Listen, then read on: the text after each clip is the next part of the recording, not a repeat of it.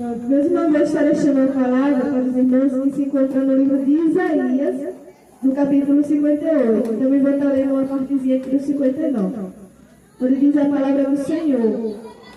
Porventura, não é este o jejum que escolhi, que solta ligaduras da impiedade, que desfaz as ataduras do jugo, e que deixa livres os oprimidos, e despedaça todo o jugo? Porventura não é também que repartas o teu pão com o faminto, e recolhe em casa os pobres abatidos? Então, quando vires nu, cubra, e não te esconda a tua carne. Então romperá a tua luz como a alba, a tua cura apressadamente brotará, a tua justiça irá diante de ti, e a glória do Senhor será a tua retaguarda. Então clamarás e o Senhor te responderá, gritarás e ele dirá, eis-me aqui. Se tirares do meio de ti o jugo, o estender do dedo e o falar vaidade, e se abrires a tua alma ao faminto, e fazeres a alma aflita, e fartares a alma aflita, a tua luz nascerá nas trevas, e na tua escuridão será como o meio-dia. O Senhor te guiará continuamente, e fartará a tua alma em lugares áridos, fortificará os teus ossos.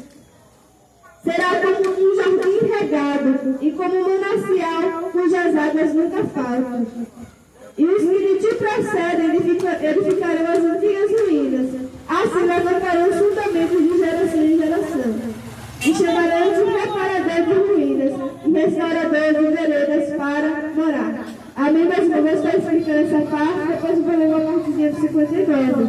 Hoje o Senhor Jesus, ele fala aqui sobre o jejum. Porque, meus irmãos, nós sabemos que é costume dos cristãos fazer jejum, né? Quando a gente tiramos algum alimento e também o líquido, né?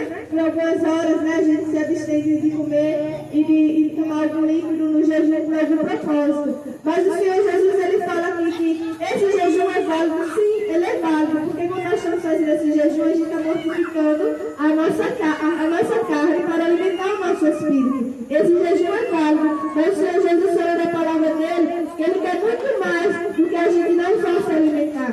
O Senhor Jesus, ele vem aqui, meus irmãos, falar do que ele quer de nós. E além disso, meus irmãos, ele fala do que ele quer de nós e ele promete, ele faz promessas quando nós estamos na obediência de Deus, o que é que vem sobre as nossas vidas.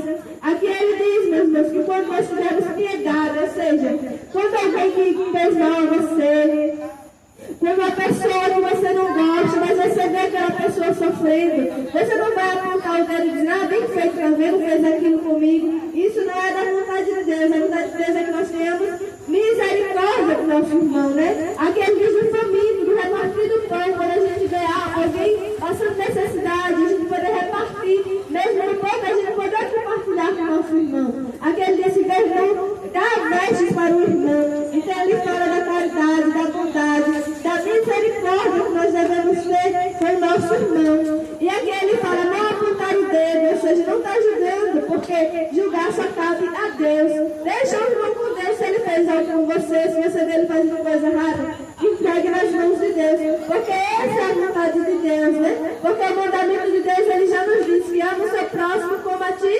mesmo. Então assim a gente vai estar fazendo a vontade de Deus. E Deus, ele tem promessa para aquele que faz a vontade de Deus. Ele fala aqui na tua palavra, então reterá a tua luz como a alva, a tua cura apressadamente brotará. Ou seja, aqueles que se encontram enfermos, se você está fazendo a vontade de Deus, a sua cura vai chegar. O Senhor Jesus diz também, quando você clamar, o Senhor Jesus, ele vai te ouvir, ele vai te escutar e ele vai te salvar. Ele diz aqui também, o Senhor te guiará, ou seja, você estará nas mãos do Senhor Jesus. Ele te guiará continuamente e fartará a tua alma em lugares áridos.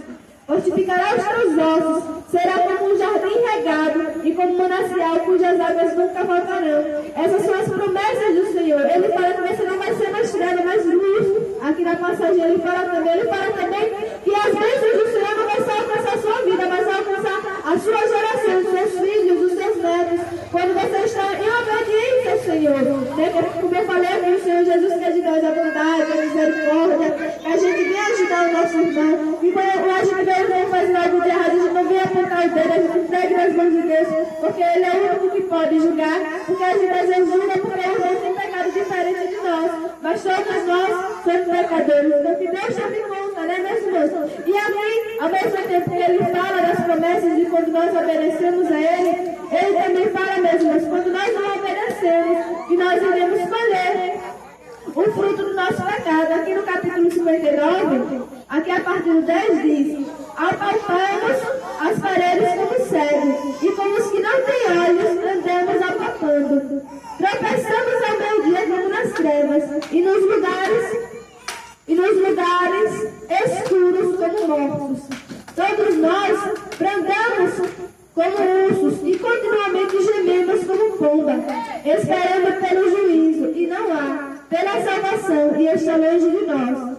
Por quê? Porque as nossas transgressões se multiplicaram perante ti, e os nossos pecados testificam contra nós, porque as nossas transgressões estão conosco, e conhecemos as nossas iniquidades. Ou seja, meus irmãos, ao mesmo tempo que Deus promete as bênçãos, quando nós estamos em pecado também a gente colhe o que? O fruto do nosso pecado, meus irmãos. O que quer dizer? Não quer dizer que está perdido para nós, porque quando nós pecamos, nós podemos ter Jesus morreu lá na cruz para que nós pudéssemos ter a oportunidade de nos arrepender, pedir perdão e se voltar aos pés do Senhor Jesus. E assim, meus irmãos, tenha certeza que Ele estará olhando por você. A palavra do Senhor diz: eis que a mão do Senhor não está encurtada, para que não possa salvar, nem surdo seja ouvido para não poder ouvir. Ou seja, o Senhor Jesus, Ele não desiste de nós. Ainda que a gente pegue, ainda que a gente erre, o Senhor Jesus não desiste. Ele está todo o tempo às portas.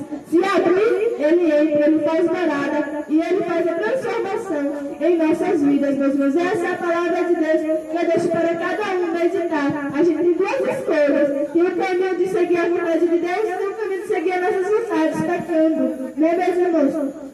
Cabe a nós saber qual escolha nós faremos. E se nós pecamos, meus irmãos, nós temos a oportunidade de se arrepender e voltar para os braços de Jesus, porque Ele está às portas. E se abrir, Ele entra, meus irmãos, e faz a morada. Amém? Glória a Deus.